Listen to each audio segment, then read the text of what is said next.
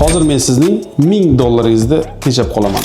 Agar siz to'g'ri ovqatlanmoqchi bo'lsangiz yoki ozmoqchi bo'lsangiz va ovqatning kaloriyasini hisoblashga erinsangiz, eng oson va yaxshi yo'lni o'rgataman.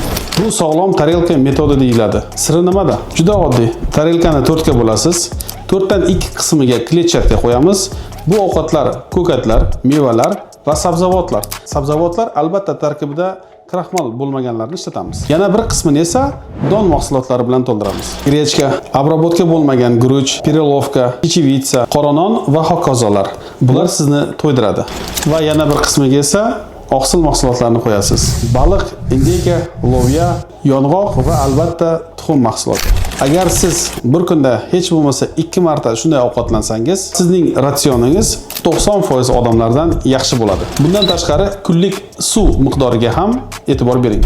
Shirinliklarni, oq non yeyishni va semichka chaqishni esa to'xtatish kerak. Yanada ko'proq ma'lumotga ega bo'lish uchun esa bizga obuna bo'ling.